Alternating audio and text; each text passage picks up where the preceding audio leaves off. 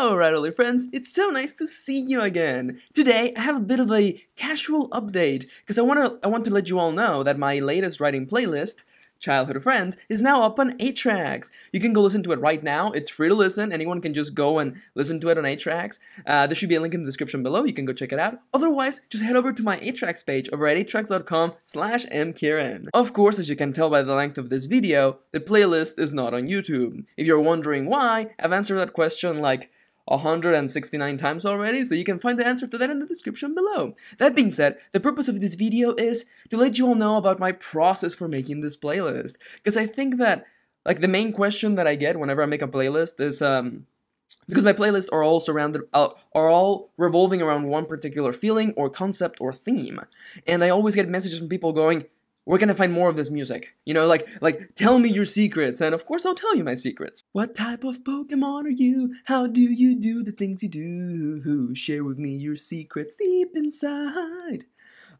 This is why people can't talk around me, because you say something that kind of somehow resembles a song, and I just break into song. That's the sort of dork I am. All of that being said, the purpose of this video is to share with you my process for making Childhood Friends, a playlist that I promised that I would make for the longest time, because I've done a lot of serious playlists. I've done a lot of sad, I've done one really good, like, love-infused playlist, but a lot of really kind of dark playlists, and I want to make something kind of happy-go-lucky and cheery, and it was a long road, but I think I achieved it. With all of that being said, let's actually talk about the playlist.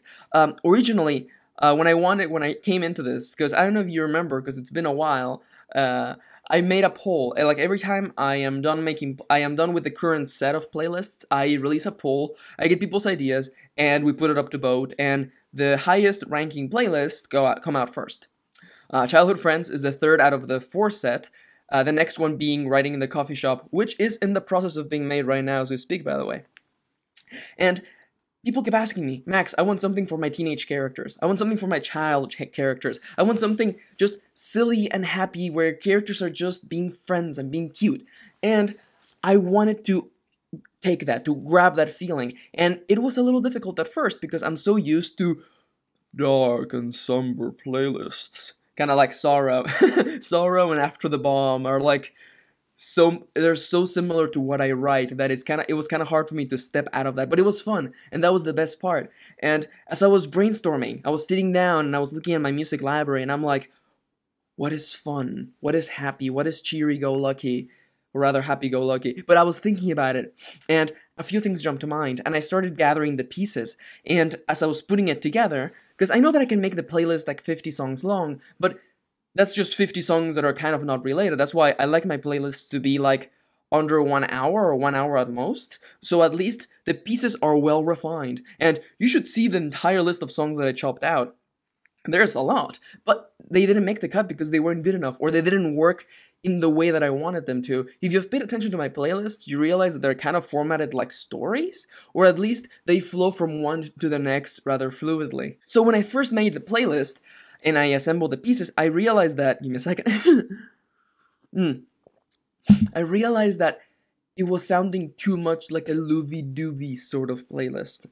And even as I was writing the description for it, I realized that it was kind of becoming more of a, childhood friends becoming, like, partners or falling in love. And that's a good idea for a playlist, sure, but it wasn't what I was looking for. I came into this wanting to make something more happy, more childhood friendly, like more like young characters hanging out, being silly, being cute. And so I had to take all of those songs that had that really, really, really heavy love undertone and just chop them out. It was hard, yeah, but I was able to maintain most of the pieces that I liked. And I kept one of the pieces. The very last song in the mix is from the Persona Q soundtrack, and I think that it's a little bit too loovy-doovy, but I liked it way too much. You will notice when you get to it, it's the last song in the soundtrack. I really liked it. So I had to go back to the drawing board. I did a lot more thinking. I sat down. I looked for soundtracks that I do not own, but I thought would be effective, and soundtracks that I hadn't. Because I have lists upon lists of playlists that I haven't shared because they're mostly personal playlists where because I like to put my entire music library in shuffle because that way I find songs that I wouldn't have found otherwise, or songs that I listened to once but I wasn't in the mental state for listening to them or enjoying them. So I like to do that. I like to just put my entire music on shuffle, and there was a handful of songs that I liked, but I didn't like enough to write to them because I thought they were too happy. And it's a kind of ironic because it was exactly what I was looking for. But at the time that I found those songs, I was writing really like dark and depressing, somber stories. So it wasn't what I was looking for, but I kept note of them.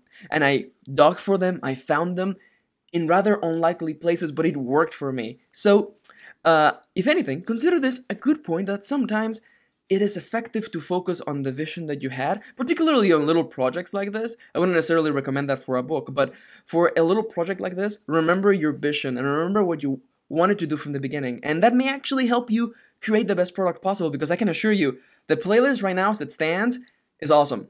Because, and I think this is the best part to transition to my next point, because I did not believe in this playlist until I listened to it as a whole.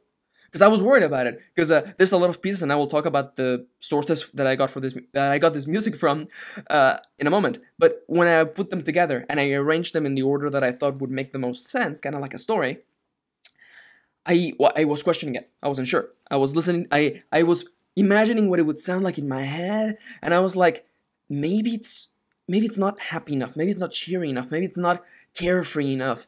And I was like, well, slow down, crazy. Let's first listen to this thing. And when I listened to it for the first time, that 1 hour flew by. It was actually it was a really happy and uplifting playlist, and I really enjoyed it. And I was kind of surprised, and I don't know if you can hear it, but the rain is crazy outside. It's raining outside. But what I was saying is that I did not expect it to be so... It flowed incredibly well, and I was actually really surprised. So, once again, consider this one of those moments in which you're better off going in blind, or at least giving things a chance before you go too crazy on the editing and revision. It's good to just first check things as they are before you worry about trying to make them perfect. In my case, the playlist worked out perfectly. I nailed it correct the second time around, so I was pretty happy about that. So what were my main sources for this music? There were 3 particular sources that I could not get away from, and in a positive way. Or rather, that I didn't want to let go of these 3 particular sources because I felt that they kind of nailed the feeling that I was going for.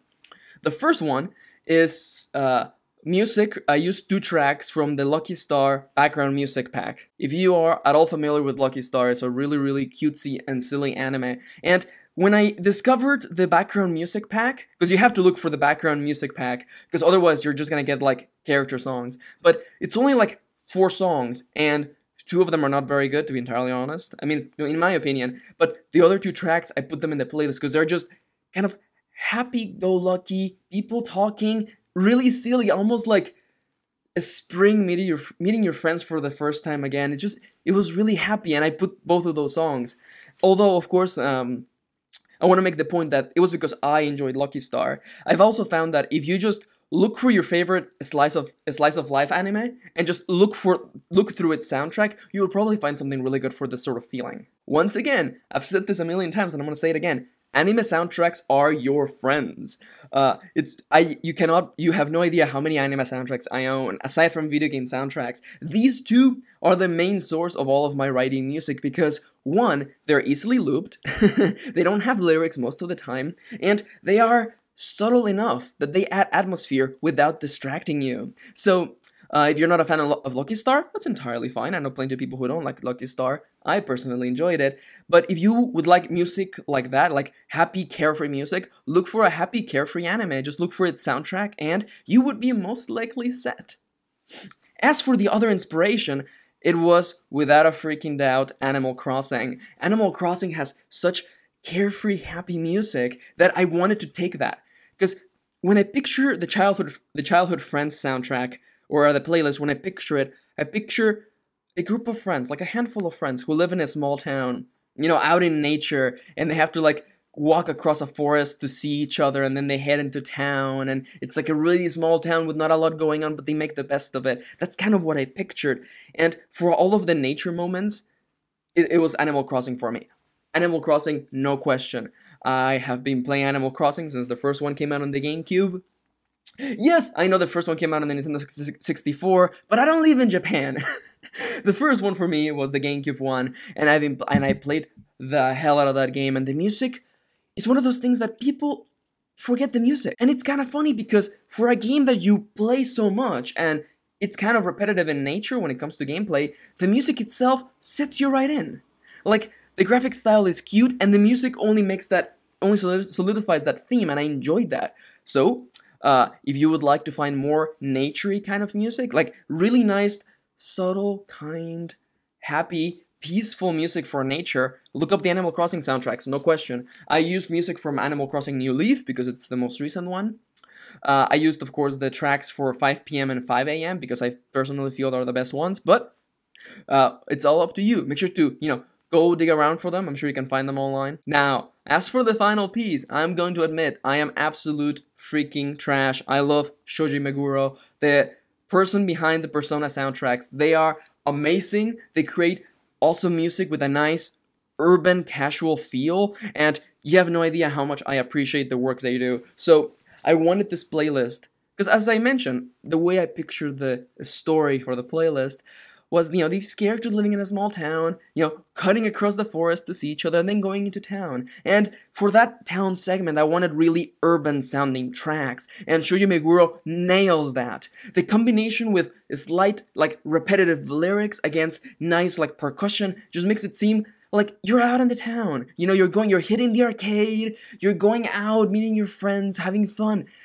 I absolutely love Shoji Meguro. So, if you would like even more music with an urban, contemporary, modern feel to it, I recommend the soundtracks for Persona 3, Persona 4, and Persona Q. Persona Q is the cutest of them all. Of course, I have to warn you, as these are video game soundtracks, half of the soundtracks are, combat related, so they may be a little bit too intense. Then again, I wrote most of Shoujo's Bizarre Adventure to Persona Q, so your mileage may vary. You may have to check into them yourself. Again, Persona 3, Persona 4, and Persona Q. Awesome, urban, contemporary, modern, exciting soundtracks. And if anything, they're the main staple of my current writing as of this moment, so I really do love these songs. So, if anything, I hope that this video has given you a couple of lessons for working with small projects, and has given you a nice pool of musical inspiration you can draw from. Again, the inspirations for childhood friends were Slice of Life anime, the Animal Crossing soundtracks, and the recent Persona soundtracks by Shoji Meguro, who is wonderful. I love Shoji Meguro so much, especially the work that they do with Lotus Juice. It's awesome. That music is just so modern, so upbeat. It's really hard for me to listen to that music and not be excited. So there you go. I hope you have enjoyed this silly video of mine, just sharing with you my process and the ideas I went into making this playlist. So if you would like to actually finally listen to this playlist, you can of course find it in the description below. You can also of course go to my 8tracks page over at 8tracks.com/mkieran. Thank you for watching. If you like this video, make sure to give it a like and subscribe if you want more. If you would like even more writing advice, positivity, and prompts, head over to my official writing blog over at maxkieran.tumblr.com. Thank you so much for watching. Thank you so much for spending a little bit of your day with me, and I hope that this was, if anything, fun to watch. Thank you so much again for watching, and I hope to be seeing you soon. Mwah!